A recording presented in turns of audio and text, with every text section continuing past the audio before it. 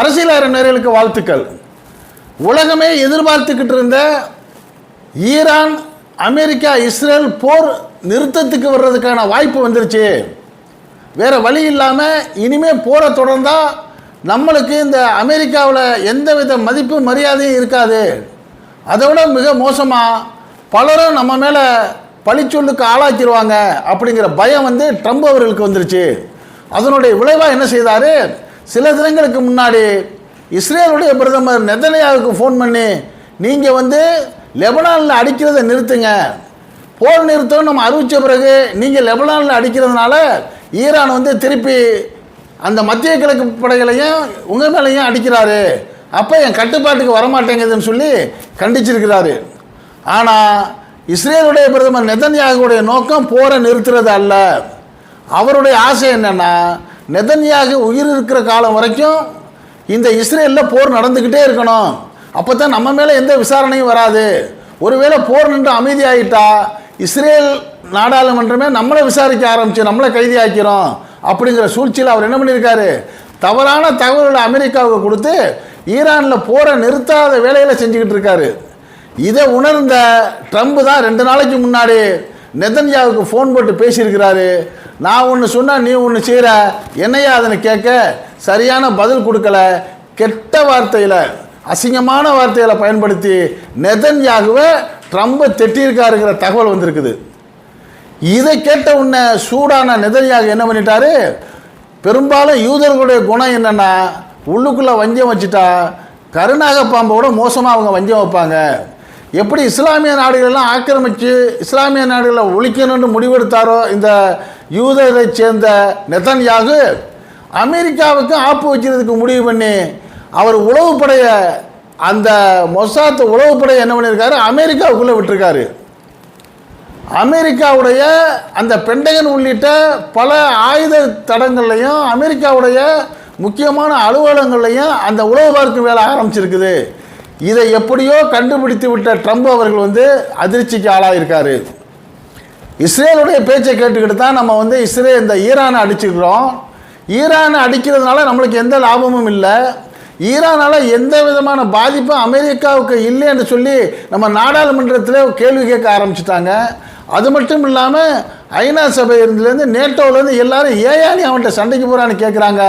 இவ்வளவும் மீறிக்கிட்டு நம்ம நெதன்யாவுக்கு சப்போர்ட் பண்ணால் நெதன்யாகு என்னையே நீ உளவு பார்க்குறியான்னு சொல்லி அவர் கடுமையான கோபம் பண்ணி உத்தரவு போட்டிருக்காரு, நீ நிறுத்தியே ஆகணும் போகிறேன்னு சொல்லி. அது நிறுத்துமா தொடருமாங்கிறது நெதன்யாகு கையில் தான் இருக்குது. கடைசியாக கடந்த 6ஆம் தேதி அவர் அறிவிச்சிருக்கிறாரு, இப்போ 8ஆம் தேதி அறிவிச்சிருக்கிறாரு, இல்லை போர் நிறுத்தத்தை நாங்கள் கொண்டுட்டு வந்துட்டோம், இதுக்கு ஈரான் உடன்பட்டுச்சுங்கிற மாதிரி இந்த ட்ரம்ப் சொன்னதை ஈரான் அரசு ஏற்றுக்கலை. உங்கள் பேச்சு மேலே எங்களுக்கு நம்பிக்கை இல்லை, நீங்கள் போர் நிறுத்தம்னு சொல்கிறீங்க, உங்களுடைய கூட்டாளி இஸ்ரேல் எங்களை அடிக்கிறாரு, லெபனானை தாக்குறாரு, அதனால் நாங்கள் இதை ஏற்றுக்க முடியாது அப்படின்னு சொல்லியிருக்காங்க. இப்படி சொல்லிக்கிட்டு இருக்கிறப்பவே அவர் போர் நிறுத்தம் அறிவிக்கிறாரு. இஸ்ரேல் என்ன பண்ணுது, ஈரான் மேலே தாக்குதல் நடத்துது. தாக்குதல் நடத்தின உடனே ஈரானுக்கு கோபம் வந்துருச்சு, பார்த்தியா அவன் வேலையை காட்ட ஆரம்பிச்சிட்டான்னு சொல்லி ஈரான் பதிலுக்கு தாக்க ஆரம்பிக்கிறாங்க. இப்படிப்பட்ட சூழ்நிலையில் அந்த ஈரானுடைய ஹோர்மஸ் நீரணையில் அமெரிக்கா தன்னுடைய கப்பல்களை நிறுத்தி முற்றுகையிட்டு இருக்கிறது நம்மளுக்கெல்லாம் தெரியும். முற்றுகையிட்டதோடு நின்றுக்காம ஒரு ஹெலிகாப்டர் மிக சக்தி வாய்ந்த அப்பாச்சி ரக ஹெலிகாப்டரை விட்டு வேவு பார்த்துருக்குது அமெரிக்கா. இதை பார்த்த உடனே ஈரானுக்கு கடும் கோபம் வந்துருச்சு. என்ன பித்தலாட்டம் பண்ணுறீங்க, போர் நிறுத்தங்கிறீங்க, அப்புறம் இஸ்ரேலை விட்டு அடிக்க விடுற, அந்த பக்கம் லெபனானை விட்டு அடிக்க விடுற, இப்போ அப்பாச்சி ரக ஏவுகணையை விட்டு நீ வேவு பார்க்குறா, உன்னை சும்மா விட மாட்டேன்னு சொல்லி என்ன பண்ணியிருக்கிறாங்க, சாதாரண ஒரு $5000-10,000 மதிப்புள்ள ஒரு ட்ரோனை விட்டு அந்த அப்பாச்சியை 2 உடைச்சி போட்டுருச்சு ஈரான். இப்போ தான் அமெரிக்காவுக்கு உச்சகட்டமான கோபம் வந்திருக்குது. என்னடா நம்ம பல கோடி மில்லியன் டாலர் உள்ள ஒரு ஹெலிகாப்டரை விடுறோம், அவன் ஒரு $5000 வச்சு அடித்து நொறுக்கி விட்டானே அப்படின்ட்டு என்ன பண்ணியிருக்காங்க, திருப்பி 18 இடங்களில் தாக்குதல் நடத்தியிருக்கு இந்த அமெரிக்கா ஈரான் மேலே. இப்போ ஈரான் என்ன சொல்லிருச்சு, அப்பா இனிமேல் நம்மளுக்குள்ளே போர் நிறுத்தங்கிற பேச்சே இல்லையா, இது முடிவு வரைக்கும் கடைசி ஒரு மனுஷன் இருக்கிற வரைக்கும் நாங்கள் போராட தயார், நீ எங்கள்கிட்ட 18 இடம் அடிச்சில, நான் அடிக்கிற மாதிரி 21 இடங்களில் தாக்குதல் பண்ணியிருக்குது. ஈரான் வந்து இஸ்ரேலுக்கும் அமெரிக்காவுடைய அந்த ஆயுத தளங்கள் மேலே நிலைகுலைஞ்சு போன ட்ரம்ப் என்ன பண்ணிட்டாரு, உடனே ஒரு அறிவிப்பு விடுறாரு. என்ன அறிவிப்பு? இன்னைக்கு ராத்திரிக்குள்ளே ஈரான் நீ கையெழுத்து போடலைன்னா உடனே நான் வந்து அழிக்க போகிறேன், நாளைக்கு நீ ஈரான் இருக்காதுங்கிறாரு. உடனே உலகமே பதறுது. ஏதோ ஒரு தவறான ஒரு முயற்சியை வந்து அமெரிக்கா எடுக்க போகுதோ, ஜப்பானில் 2ஆம் உலகப் போரில் போட்ட மாதிரி, ஹீரோஷிமா நகாசாக்கியில் போட்ட மாதிரி குண்டை எதுவும் ஈரான் மேலே போட போதுங்கிற கவலை வருது. அதற்கெல்லாம் ஈரான் அரசும் ஈரான் மக்களும் பயப்படலை. எங்களுக்கு மரணம் வந்து எதுக்கோ சமம், அதை பற்றி நாங்கள் கவலை இல்லை. கடைசி ஒரு மனுஷன் இருக்கிற வரையும் உன்னை போட்டு தள்ளிட்டு தான் விடுவோம், உன்னை காலி பண்ணிட்டு தான் நாங்கள் சாவோங்கிற முடிவெடுத்த பிறகு இந்த அறிவிப்பையும் ட்ரம்ப் வாபஸ் வாங்கிட்டார். அப்போ ட்ரம்ப்கிட்ட ஒரு நிலையான முடிவே இல்லை.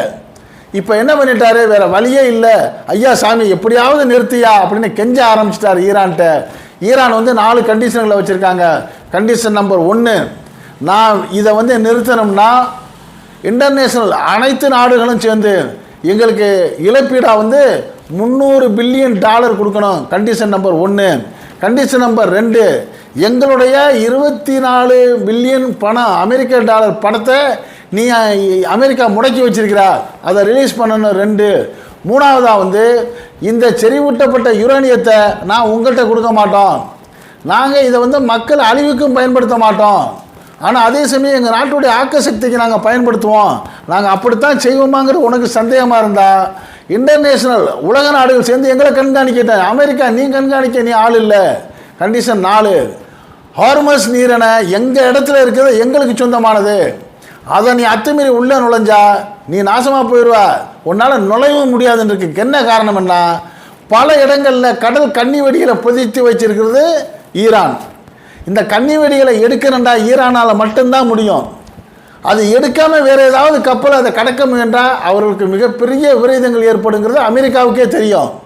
அப்போ அந்த ஈரான் வந்து இந்த கன்னி வெடிகளை அமைக்கிறப்ப என்ன பண்ணியிருக்கு, ஒரு பெரிய ப்ளூ பிரிண்ட் போட்டு எந்தெந்த இடத்துல எதை வச்சுருக்கோங்கிற ஒரு ஸ்கெட்சு போட்டு அதை கொண்டு போய் வச்சுருக்குது. இப்போ அந்த ஸ்கெட்சு லிஸ்ட்டு ஈரான்கிட்ட தான் இருக்குது. ஒருவேளை ஒப்பந்தங்கள் ஆனால் அதை வச்சு ஈரானால் மட்டும்தான் அந்த கன்னி வெடிகளை அகற்ற முடியுமே ஒழிய வேறு எந்த உலக நாடுகளும் செய்ய முடியாது. அப்போ அந்த ஹோர்மோஸ் நீரிணை வந்து உலகுக்கு பயன்படும்னா ஈரான்கிட்ட பணிந்து தான் ஆணுங்கிற ஒரு வலுக்கட்டாயம் அமெரிக்காவுக்கு வந்த பிறகு தான் இப்போ போர் நிறுத்தங்கிற முடிவுக்கு வந்துருச்சு. இப்போ இதுக்கு வச்சிருக்கிற ஈரான் ஒன்றே நான் நம்ப முடியாது, நான் இதுக்கு ஒத்துக்கிறதா இருந்தால் என் பணம் $25 பில்லியன் ரிலீஸ் பண்ணு ஃபஸ்ட்டு. 2வது என்ன பண்ண, இந்த உலக நாடுகள் தரேன்னு சொல்கிறாங்கல்ல பணம், அதில் பாதியை என்கிட்ட கொடு. அடுத்து யுரேனியம் விஷயத்தில் தலையிட மாட்டேன்னு எழுதி கொடு. இதெல்லாம் செஞ்சால் தான் உட்காந்து பேசுவோம், இல்லாட்டி ஒன்றால் முடிஞ்சதை பாரியாண்டு மறுபடியும் அறிவிப்பு விட்ட பிறகு ஐயா சாமி சொல்கிறதெல்லாம் கேட்குற முடிவுக்கு ட்ரம்ப் வந்துட்டார். அவர் வந்ததுக்கான காரணம் வரக்கூடிய நவம்பர் அமெரிக்காவில் தேர்தல் வருது, இதுக்குள்ளே இந்த நாட்டில் அமெரிக்கா வெற்றி பெறணும், இல்லாட்டி போரை நிறுத்தணும், இல்லாட்டி ட்ரம்போடைய நிலைமை மிக மோசமாகுங்கிற ஒரு முடிவுக்கு வந்ததுனால தான் இதுக்கு வந்திருக்காரு. எப்படியோ உலக நாடுகளுக்கு இப்போ ஒரு நிம்மதி பெருமூச்சு வந்திருக்குது. தனி மனிதனாக நின்று மிக சிறப்பாக விளையாடி வெற்றி பெற்ற ஈரான் வந்து உலக வல்லரசுங்கிற இடத்துக்கு போயிடுச்சு. எப்படியோ போர் நிற்பதற்கான சூழ்நிலையும் வாய்ப்பு 99% மலர்ந்து இருக்குது. நிச்சயமாக ஒரு அமைதி வரணுங்கிற எதிர்பார்ப்பு உலகநாடுகள்கிட்ட இருக்குது. நமக்கும் அதே தான் பிரார்த்தனையாக இருக்குது. இது பற்றிய உங்களுடைய கருத்துக்களை அரசியலான கமெண்ட் பாக்ஸில் கமெண்ட்ஸ் பண்ணுங்கள். இந்த செய்தி பிடிச்சிருந்தால் இதுக்கு ஒரு லைக் கொடுங்க. இதே போன்ற உலக செய்திகள், நாட்டில் 4 பக்கம் நடக்கக்கூடிய செய்திகளை எந்த விதமான இடைச்சல்களும் இல்லாமல் உள்ளது உள்ளபடி அப்படியே உங்களுடைய வீட்டுக்குள்ளே 4 சுவர்கள் கொண்டு வந்து சேர்க்கக்கூடிய நம்ம அரசியலான சேனலுக்கு இதுவரை சப்ஸ்கிரைப் பண்ணாதவங்க சப்ஸ்கிரைப் பண்ணுங்கள். அப்போ தான் நம்ம போடக்கூடிய ஒவ்வொரு செய்தியும் உங்களுக்கு நோட்டிஃபிகேஷன் காட்டும். ஒரு செய்தியை எடுக்கிறது வந்து சாதாரண விஷயம் இல்லை. நாமும் வாயில் வந்த விஷயங்களெல்லாம் சொல்ல முடியாது. இது உலகளாவிய ஒரு செய்தி. இந்த செய்தியை நம்ம கொடுக்குறப்ப அதில் ஒரு பெரிய நம்பகத்தன்மை இருந்தால் தான் நாளைக்கு இதை பற்றிய சரியான தகவல்களை நீங்கள் தெரிஞ்சுக்க முடியும். அதனால் நாம் உலகளாவிய பல மொழி தகவல்களை எடுத்து அதையெல்லாம் ஆராய்ஞ்சு இதில் எந்த அளவுக்கு உண்மைத்தன்மை இருக்குங்கிறத அலசி பார்த்து அப்படித்தான் கொடுக்குறோமே ஒழிய நாம் நேரடியாக அமெரிக்காவில் போயிருந்தோம், இஸ்ரேலில் போயிருந்தோம், அல்லது ஈரானில் போயிருந்தோம் செய்தியை நிச்சயமாக சேகரிக்கிறதுக்கான வாய்ப்பே இல்லை. ஆனால் அந்த தகவல்களை முடிந்த அளவு சரியான ஒரு தகவலை சொல்கிறது மூலியமாக நமக்கு ஒரு தகவல் நிச்சயமாக கிடைக்கும். அப்படி கிடைக்கிறப்ப நம்மளும் எச்சரிக்கையான வாழ்க்கையை கொண்டு போகலாம். இப்போ உதாரணமாக சமீபத்தில் 4 இந்திய கப்பல்களை அமெரிக்கா அடிச்சிருக்கு. அமெரிக்கா அடிச்சுட்டு அந்த பலியை இந்த ஈரான் மேலே போட்டிருக்கு. ஈரான் தெளிவாக சொல்லிருச்சு, நீ தான் அடிச்சிருக்கா பாருன்னு சொல்லி. இப்படி உலக நாடுகளை பூரா வம்பு இழுக்கிற அமெரிக்கா இன்றைக்கு உலக நாடுகள் மத்தியில் அசிங்கப்பட்டு அவமானப்பட்டு நிற்கிது. ஏன் மேலும் இது அவமானப்படாமல் இருக்கிறதா இருந்தால் போரை நிறுத்துறது ஒன்று தான் வழி என்ற முடிவுக்கு ட்ரம்ப் வந்திருக்காரு. எப்படி வந்தாலும் அதை நம்ம வரவேற்போம்.